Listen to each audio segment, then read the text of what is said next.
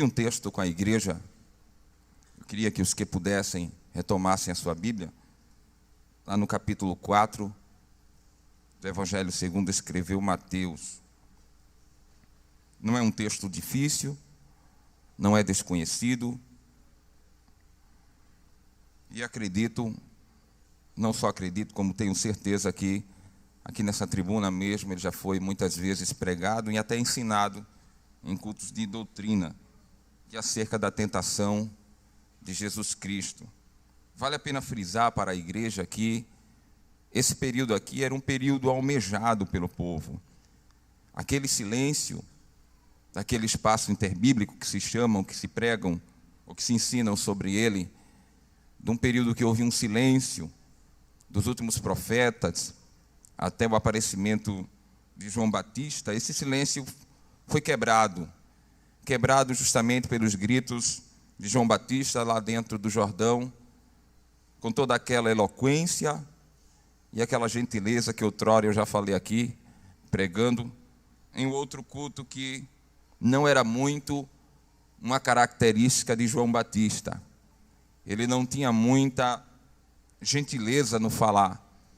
Ele trazia as marcas e o registro de ser um dos profetas que ainda usavam e falavam a maneira antiga, como a gente pode dizer, a maneira do Antigo Testamento. Quando o Espírito de Deus vinha sobre o profeta, usava ele e se retirava. João Batista, com a sua vestimenta, a sua indumentária muito esquisita, ele ia para dentro do Jordão.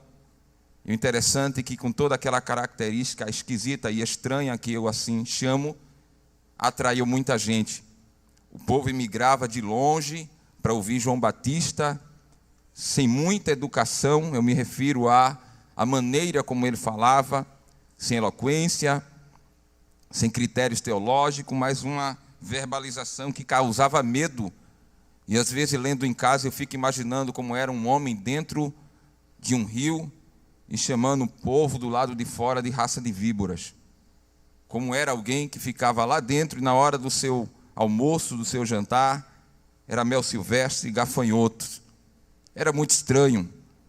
É até para pensar, a gente fica meio que sem querer imaginar essas verdades. Mas assim a Bíblia descreve João Batista. Aquele silêncio da espera do povo que clamava por um Redentor foi quebrado, porque João Batista aparece anunciando a chegada de um que era maior do que ele. Segundo a expressão do próprio profeta, ele dizia: o que vem depois de mim, esse batiza com fogo. E ele dizia num teor de reconhecimento: eu não sou digno sequer de desatar as alparcas dos seus pés. Ele estava se referindo à chegada do Filho de Deus. Estava se referindo à chegada de Jesus Cristo. E enfim, Jesus aparece com todo aquele processo que ele passou por conta do seu nascimento. Precisou sair, precisou se esconder. Seus pais o esconderam. Depois ele aparece no templo, some novamente. E quando a gente vem perceber, Jesus Cristo já está na margem do rio, esperando a sua vez e interrompendo aquele discurso de João Batista, que já era notável, já era de se perceber. Quem chegava lá sabia que não ia encontrar muita gentileza, mas ele insistia em fazer a missão que Deus assim o tinha determinado. E aquela fila se estendia de pessoas. E outro dia eu falei, até comentei sobre um pequeno registro que eu ilustrei dizendo que as pessoas que ficavam na margem do rio eram pessoas que esperavam uma vez para serem batizadas por João Batista, e outras não iam entrar na água, mas ficavam afrontando e ameaçando. Mas ele, lá de dentro do seu ofício, ele cumpria tudo aquilo que assim Deus o tinha determinado. Até o dia que, em um daqueles seus discursos, e pregando arrependimento de pecados, a sua verbalização, a sua expressão foi interrompida quando o próprio João Batista olha para um lado, eu não sei se para a direita, eu não sei se para a esquerda, e ele aponta e diz: eis aí o Cordeiro de Deus que tira o pecado do mundo. E todas as cabeças, eu costumo dizer, todos os pescoços se viraram para um lado só, e quem estava lá em pé para ser batizado era a pessoa bendita do nosso Senhor Jesus Cristo, o Filho de Deus ali. Jesus Cristo se aproxima de João Batista e diz, olha, e João Batista fica meio que nervoso na hora, tímido, e diz assim, eu não posso te batizar, eu que deveria ser batizado. Jesus olha para ele e diz, eu e você, a gente sabe que tem que se cumprir o que está escrito, então faz logo a tua tarefa. Ali estava se encerrando o ministério de João Batista. Mas assim que Jesus é batizado nas águas, quando ele levanta, o Evangelho de Lucas diz que orando ele, os céus se abriram e uma voz dizia, eis aí o meu filho amado, a quem me comprazo. E João Batista escutou aquilo e teve a certeza da sua missão. E a gente vê que daí em diante João Batista começa a assumir. E Jesus vai dar sequência no seu ministério de pregação e enganjar o crescimento e a evolução dos discípulos até chegar à igreja, até chegar ao dia de hoje. E o capítulo 4 traça essa saída de Jesus. Eu costumo dizer que nessa entrada de Cristo, porque o texto sagrado diz que ele foi conduzido pelo Espírito ao deserto para ser tentado. Não foi para uma outra coisa, foi um propósito que ele tinha que estar ali para ser tentado. Eu costumo dizer que Jesus entrou nesse deserto ainda ouvindo o eco da voz de Deus dizendo assim, este é meu filho amado, este é meu filho amado, este é meu filho amado. Ele ainda estava saciando a sua alma com a voz do seu Pai, com a voz de Deus. E quando ele vai para o deserto ali, a Bíblia diz que ele estabeleceu o jejuar 40 dias, já se fazia 40 dias e 40 noites. E depois desses 40 dias e 40 noites que ele estava jejuando, o texto sagrado diz que ele teve fome. Quando Jesus Cristo teve fome ali, a expressão facial dele muda, a força mecânica dele muda. A gente sabe que um estado de fome demasiado traz a fraqueza, é demonstrado pelos nossos sentidos. A gente não fica muito comum, não fica muito normal. O estado e a situação de fome é uma que incomoda até quem vê. E Jesus Cristo estava com fome. E aquele momento de fraqueza ali, visível, atraiu a presença do diabo. E a Bíblia diz que o diabo se aproxima de Jesus e começa a tentar ele aí. E eu tenho uma ousadia, vou ter a ousadia de passar para os irmãos um título para essa mensagem, essa noite, só para esclarecimento, para você lembrar de um dia que a gente conversou sobre esse texto. Eu vou lançar propósito versus proposta, ou melhor, proposta versus propósito. Não sei se você pode repetir comigo, diga proposta versus propósito. Só mais uma vez, proposta versus propósito. Era isso que estava acontecendo ali. A grande batalha, a tentação do deserto, era nada mais, nada menos do que uma proposta versus propósito. E por que isso? A Bíblia Sagrada diz que o diabo só veio a tentar Jesus, e só veio se tornar isso notável aqui no texto, quando ele teve fome. E quando Jesus apresentou fome, a necessidade dele ficou em evidência. E na hora da necessidade, a fraqueza em evidência, a dependência, a carência em evidência, aparece quem? O diabo. E o diabo já aparece lançando proposta. Porque lançar proposta no momento de fraqueza é quase que certeiro esse golpe. Lançar proposta em momentos de dificuldade é uma flecha tirada com 78% de acertar o alvo. Lançar proposta em momentos de crise é mais ou menos dizer, eu vou deixar de lado por alguns minutos a promessa, vou deixar de lado a dependência e vou abraçar essa proposta. A proposta existe no meio dos idosos, ela existe no meio dos mais anciões, existe no meio dos mais novos, existe no meio da juventude, existe no meio do ministério, existe no meio da igreja. Proposta é uma coisa que nunca vai faltar. Os dicionários apresentam o significado básico da palavra proposta, é propor. Propõe, alguém que propõe alguma coisa a outro em troca de uma outra coisa. O diabo não foi ali oferecer a Jesus Cristo ajuda moral. Não foi ali lembrar Jesus Cristo simplesmente, tu és o Filho de Deus. O diabo não foi. O diabo foi para interromper o propósito de Deus ali na face de Jesus Cristo naquele deserto. Enquanto o diabo vinha com proposta, do outro lado estava Jesus Cristo baseado num propósito. A proposta dizia facilmente de se entender, se tu és o Filho de Deus, e eu enxergo que tu estás passando necessidade, que tu estás passando fome, sendo tu o Filho de Deus, transforma estas pedras. Ele se dirigiu a algumas pedras que estavam ao redor. O deserto tinha muita pedra. O deserto era extenso. Ele não disse todas, ele disse apenas algumas para suprir a tua necessidade.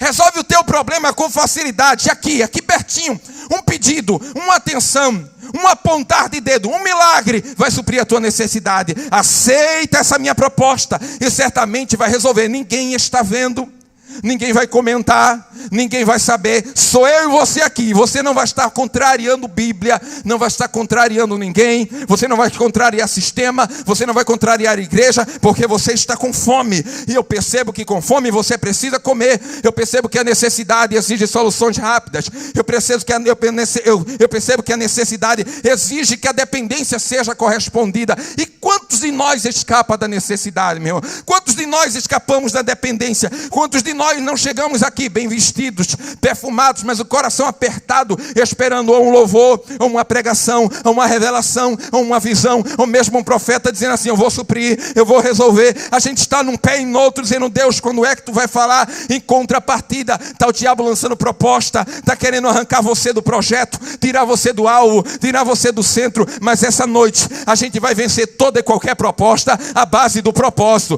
porque melhor do que a proposta é o propósito que está Deus propondo para nós. Melhor do que qualquer proposta aí é o propósito de Deus. A proposta propõe, me permita a redundância, a proposta propõe, supre a tua necessidade com urgência. O propósito diz: seja dependente e espere. A proposta diz: ninguém vai ver, porque não tem ninguém aqui. O propósito diz: você serve a um Deus que tudo vê, em todo canto Ele está, se assim quiser. A proposta diz: você está com fome, precisa se saciar. O propósito diz: quem espera em Deus sempre alcança a resposta certa das suas necessidades. A proposta diz: você está sozinho, se não comer agora vai morrer. Mas o propósito diz: quem tem Deus não está só, nunca está só. Ele sempre aparece na hora que a gente menos espera. Ele está conosco de manhã, Ele está conosco de tarde, Ele está conosco de noite, Ele está na madrugada. Se eu durmo, Ele está do meu lado dizendo: eu estou aqui, não estou esquenejo. Você é sonolento, você cai como pedra, mas eu permaneço acordado dizendo: eu vigio a tua vida e aos meus anjos eu dou ordem ao teu respeito. Lança fora a proposta e se agarra no propósito essa noite. Repete comigo: o propósito. Não, diga mais forte: o propósito é mais forte do que a proposta. Uma das coisas que faz a queda da proposta é saber quem fez. Quem fez é conhecido nada mais, nada menos do que um rebelde do céu. Era Lúcifer. Tombado se tornou adversário, o diabo. Era invejoso, presunçoso. Arquitetou, maquiou, planejou coisas que não deviam. Quem está fazendo a proposta é ele. Aqui é conhecido como, no meio da feitiçaria, como algum Exu, como algum Deus, como alguma coisa, como estátua da idolatria. Aqui ele é conhecido como algum espírito que vaga por aí. Ele é conhecido de diversas formas. Ele é o mal, ele é o inimigo, ele não presta, ele não serve. Ele é conhecido como o adversário de todas as coisas que se referem a Deus. Ele é esse aí que está fazendo a proposta. A Bíblia diz que ele é o pai da mentira. E quem é pai da mentira tem proposta verdadeira para fazer. Agora, quem estabeleceu o propósito, já foi dito aqui nessa noite, ele manda no céu, na terra e manda debaixo da terra. Quem estabeleceu o propósito é aquele que fez você respirar até agora para ouvir a minha voz dizendo, ainda que afônica para você, dizendo: permanece no propósito, porque Deus vai agir diretamente ao teu favor essa noite, se você ficar no seu lugar. Quem estabeleceu o propósito é aquele, meu irmão, que não tem passado, não tem presente, não tem futuro que ele não conheça. Ele sabe de todas as coisas, ele pode todas as coisas, ele vai onde ele quer e ele faz as coisas com estalar de dedos. A Bíblia Sagrada diz que quando ele quer, o efeito haja, acontece. É dele que eu estou falando e foi ele que estabeleceu o propósito para mim e para você. Quem estabeleceu o propósito está dizendo para mim e para você essa noite: esse templo, essa arquitetura, essa bancada que você está aí, talvez não tenha um acolchoado, talvez não seja o que você sonhou na vida, mas foi aí que Deus regenerou a tua vida, foi aí que Deus transformou você, e está dizendo: permanece no meu propósito, cantando, louvando, exaltando, e deixa o resto que eu vou fazer por tua vida.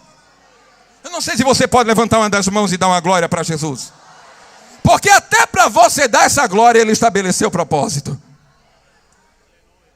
Hoje à tarde eu estava conversando com a minha esposa em casa, com a Bíblia na mão, e conversando com ela, eu dizia para ela assim, eu escrevi no meu celular, que está ali desligado, eu escrevi no meu celular, eu disse assim, eu vou publicar essa frase aqui. E ela disse, qual é a frase? Eu disse assim, a frase que eu disse para ela era, Deus faz coisas extraordinárias na vida de pessoas extraordinárias. E a interrogação que ela fez é, será que todo mundo é extraordinário? Eu disse, todo mundo não. Mas todo aquele que Deus faz é. E ela disse, como assim? Eu disse, se você raciocinar quem você era e quem você é, você vai ver que é fruto do extraordinário de Deus. Se você parar para pensar, você tinha um apelido, hoje você tem um nome, isso é coisa extraordinária. Se você resolver admitir comigo essa noite, que se não fosse o extraordinário de Deus, você não estaria aqui dentro hoje, isso é coisa extraordinária. E ela disse, você não tem medo que isso soe como uma coisa meio que predestinada, essa questão de escolha para lá, escolha para cá. Eu disse, eu acredito nas escolhas de Deus, mas eu acredito que a salvação depende do livre-arbítrio. Deus escolhe pessoas para filmar, outras pessoas para fazer edição, escolhe pessoas para pregar, outras pessoas para cantar, escolhe cada um para um propósito. Agora a salvação já é outra coisa. Agora eu sei de uma coisa que é certa. Essa noite, tanto aqui na parte de trás, como aqui na galeria, na parte de baixo, eu estou diante de pessoas extraordinárias. Por que extraordinário? Sabe por quê? Porque essa noite a prova viva da tua escolha está aqui. Qual é? Você tinha proposta, noite de domingo, os aparatos que tem de lazer e muitas coisas. Ninguém pecaria se fosse para um shopping, ninguém pecaria se fosse para aniversário, mas você entre a proposta, que é tão simples, tão comum, você escolheu o propósito. Eu vou para a casa do meu Deus, eu vou adorar a Ele. Eu não sei se a porta vai abrir, mas a glória eu vou mandar para Ele. Eu não sei se a cura chega, mas eu vou lá cumprir a minha parte, que é glorificar e exaltar o nome do Senhor Jesus. Eu não sei se eu errei no que eu falei, ou se você confirma, diga glória a Jesus. Tanto lugar para você ir, mas você escolheu o propósito. O propósito de Deus, eu queria você aqui hoje, sentado aí hoje, dando glória para mim hoje. Eu prefiro as pedras do que os pães. Transforma estas pedras em pães para suprir a tua necessidade. Que é o conselho do pastor Marcos. Vai para casa com as pedras na mão, do que mastigando o pão dado pelo diabo. A pedra é dura, não se come, não se mastiga. O máximo que você vai fazer é botar no seu quintal ou dentro de um jarrinho. Vá com a pedra na mão. A pedra não tem muita, você não vai receber um aplauso no meio do caminho quando alguém te vê com a pedra. Quando você chegar em casa e alguém disser assim, ouviu a resposta de Deus hoje? Ouviu, o que foi que Deus mandou? Mandou uma pedra. Olha, Deus falou na igreja hoje, falou, quem pregou? Foi aquele maguinho que grita muito. O que foi que ele disse? Ele mandou vir para casa com a pedra na mão. Deus falou que ia curar alguém? Não, ele não falou. Enquanto ele estava pregando, ele não falou. E abrir a porta? Não. Ele disse que ia dar chave de carro? Não. Ele disse que alguém ia ressuscitar? Não. O que foi que ele disse? Ele disse que eu viesse para casa com a pedra. Melhor a pedra de Deus do que o pão do diabo. Porque a pedra de Deus vai resolver muita coisa. Eu queria que você fechasse seus olhos e adorasse a Deus. Adorasse a Deus. Por que, pastor Marcos? Primeiro, porque você já está salvo. E segunda coisa, porque Ele merece toda a honra e merece toda a glória. Eu não sei o que Ele vai dar daqui para o final dessa mensagem, mas eu já sei o que Ele te deu. Ele te deu fôlego, Ele te deu vida, Ele te deu oportunidade, e Ele está dando chance para você dar glória a Ele. Eu não sei se com pedra, eu não sei com o quê, mas glorifica e exalta a Deus nesse teu deserto.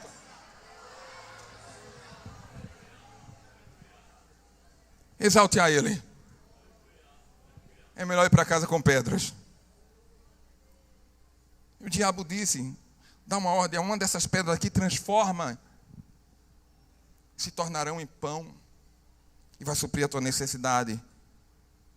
Jesus Cristo olhou a proposta, mas está escrito, não só de pão viverá o homem, mas de toda palavra, mas de toda palavra, mas de toda palavra. Ah, que palavra é essa poderosa? A palavra é tão poderosa que certo homem disse, Jesus, o meu servo está doente. Jesus coloca a mão no ombro dele, vamos lá que eu vou resolver o problema agora. Ele disse, não, eu não sou digno que tu passe debaixo do teto da minha casa. Mas eu tenho a certeza que se tu deres uma palavra, ei, irmãos da galeria, uma palavra, aqui embaixo, irmão, se tu deres uma palavra, os irmãos aqui da tribuna, aqui, ó, uma palavra tua vai resolver o problema que está lá em casa.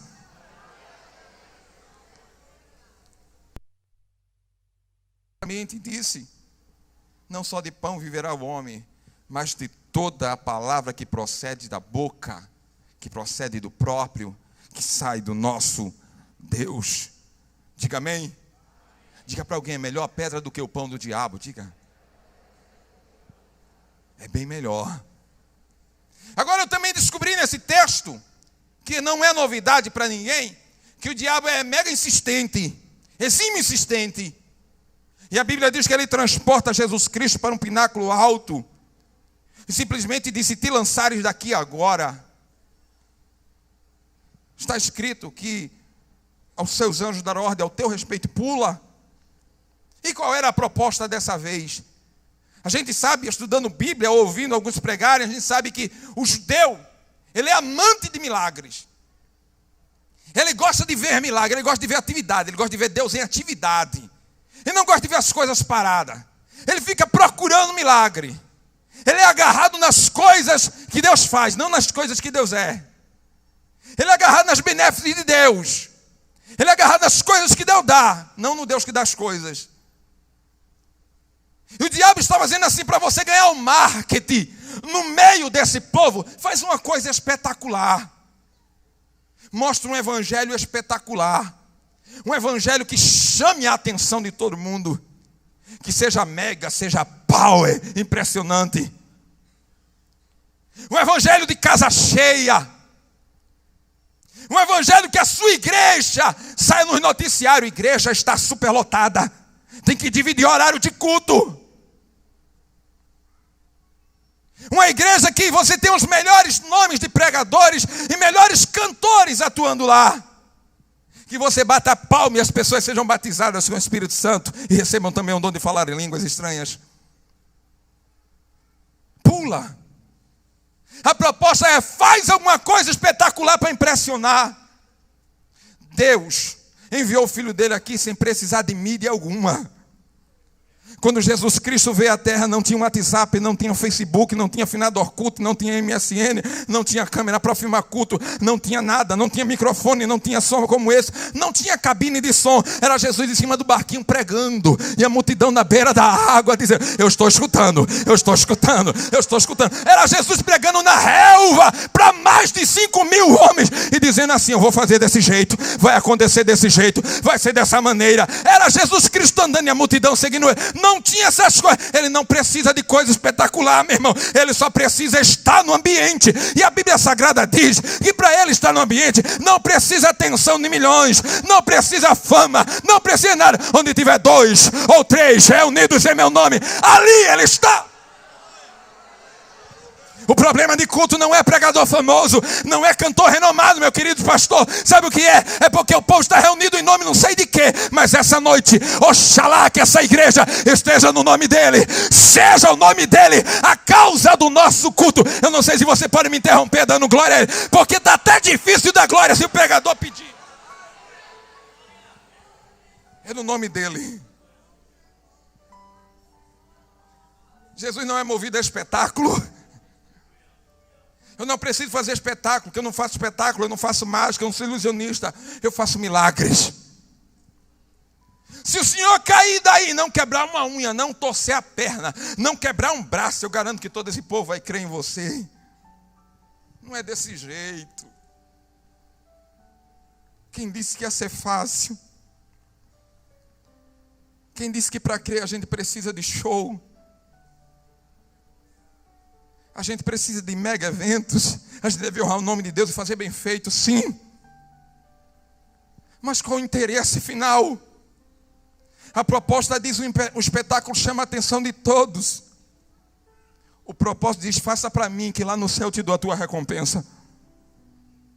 A proposta diz, você vai ficar na mídia.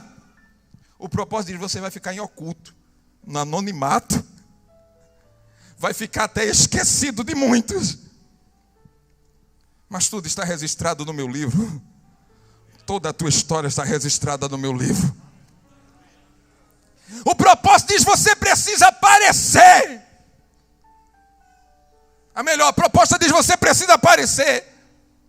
O propósito diz: você só precisa ser o que você é. Não precisa de mais nada. A proposta diz: se você não fizer, você vai cair no esquecimento. O propósito diz: você não faz nada, sou eu que faço. Marcos, você prega, quem revela sou eu. O profeta profetiza, quem cumpre a profecia é Deus. O cantor canta, quem liberta é Deus. A gente ora, mas quem responde a oração é Deus. Porque a honra é dele, a glória é dele, a majestade é dele, a igreja é dele. Deixa eu aumentar as coisas aqui. A tua casa é dele, a tua parentela é dele, a tua saúde é dele. Tudo é dele. Tudo é dele. Eu não sei se você pode me escutar novamente. Eu vou dizer bem alto: tudo é dele. Tudo é dele, meu irmão. A gente está na maior complicação, e foi fruto da oração do nosso pastor Alexandro. Crise política, para tirar um sufoco, para colocar no instante. É no instante que coloca, para renovar mandato, é rapidinho. Para tirar, demora anos. Demora anos. Aí Deus aparece na palavra dele, dizendo a Daniel: sou eu que removo reis e estabeleço reis. Ele poderia começar dizendo assim: eu coloco e depois eu tiro. Ele começa dizendo assim: eu tiro logo. Não preciso do voto de ninguém, não preciso de câmera de ar, não preciso de Senado, não preciso de nada. Quando eu quero tirar, eu tiro. Quando eu quero colocar, eu coloco. Porque todo domínio pertence a Ele. Tudo pertence a Ele. E quem somos nós para ficar impressionado com esse tipo de proposta? A moda atual agora é encher com as novidades que vem por aí. Mas Jesus olhou para ele e disse assim: está escrito: não tentarás o Senhor teu Deus. É propósito vencendo proposta. E como exímio insistente que eu falei a princípio, ele tenta, e eu vou falar a última vez agora, já para encerrar.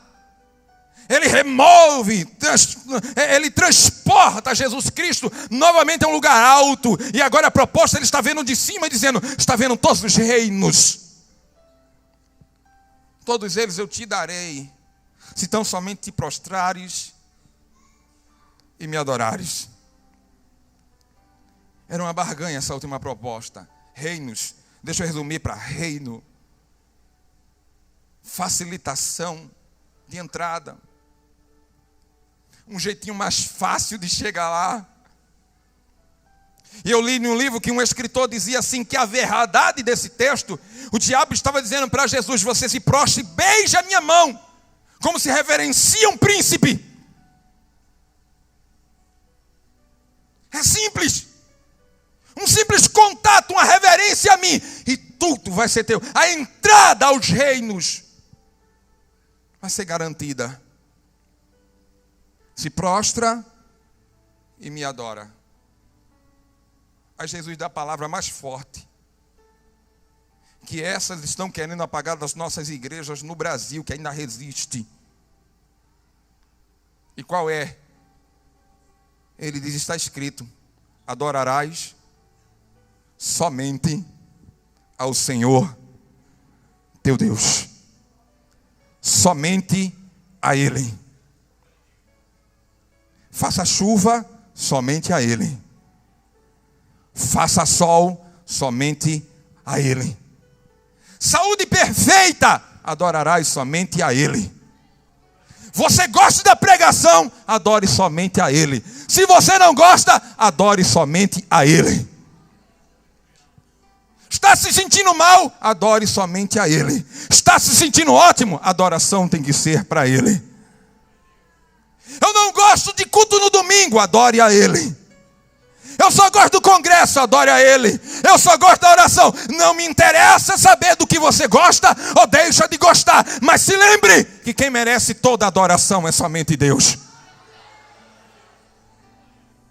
E essa adoração é cobrada de nós hoje, como alguém que está sendo roubado. Estão roubando a adoração de nós. Trocas. Eu só adoro se Deus fizer. Eu só dou se Deus me der. Deus não precisa disso, meu irmão.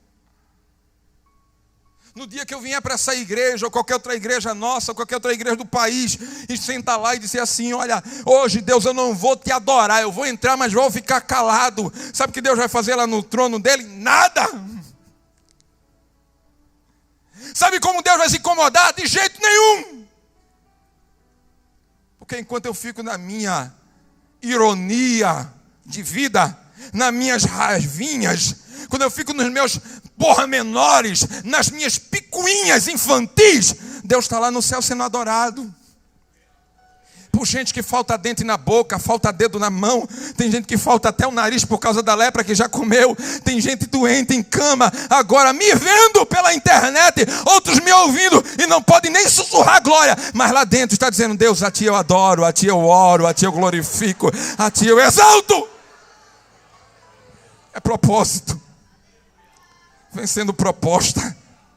Porque estamos aqui só para o ensaio. Deus está lapidando a nossa vida. Eu costumo dizer que quem não gosta de adoração não vai para o céu. Porque não vai. Não é porque eu não quero, é porque Deus não é injusto. Presbítero Natan, Deus não é injusto, pastor Rosivelto. Porque seria uma baita injustiça de Deus levar uma pessoa que não gosta de adoração, não gosta de glorificar para o céu. Já imaginou, meu irmão? Está todo mundo diante do trono de Deus dando glória e exaltando Ele e dizendo o quanto Ele é grande, o quanto Ele é poderoso, o quanto valeu a pena. E o cidadão no canto, isolado, lá sentado. Deus não faz esse tipo de coisa, não. Deus só vai levar para lá quem gosta de dar glória, quem gosta de exaltar, quem gosta de engrandecer. Deixa eu ver se essa noite tem aqui nessa igreja, porque já já a gente vai. Eu te desafio a levantar a tua mão e adorar a Ele até o teu fôlego cessar, dentro da tua personalidade e da tua educação. Adore a Ele, adore a Ele, adore a Ele, que a proposta para encerrar a nossa glória está acabando, e o propósito está de pé. Eu vou te adorar, eu vou te exaltar, eu vou te engrandecer, meu Deus. Adore a Ele nessa noite. Eu não sei se a porta vai abrir, mas eu sei que você pode adorar. Eu não sei se a cura vai chegar agora, mas eu sei que você pode adorar agora. Eu não sei se o teu sonho vai se realizar agora, ou amanhã, ou depois. Eu não sei, mas eu sei que agora a gente pode adorar. A gente pode adorar, a gente pode dizer glória, a gente pode dizer aleluia. A gente pode sair do nosso egoísmo, descer do nosso pedestal. Porque adorar a Deus é de graça. Adorar a Deus é de graça, não paga nada. É só para quem sabe que Ele é Deus. Adorar a Deus é reconhecer Ele está sentado no trono agora, e ao mesmo tempo está entre nós. Goste o sistema ou não, publique quem quiser a sua infantilidade na rede social, mas eu ainda acredito num Deus que vai para o meio do povo. Eu acredito, porque o Deus que eu sirvo, Ele faz visita ao seu povo. E isso eu vou dizer de olhos abertos para você, para quem me escuta, para quem me vê.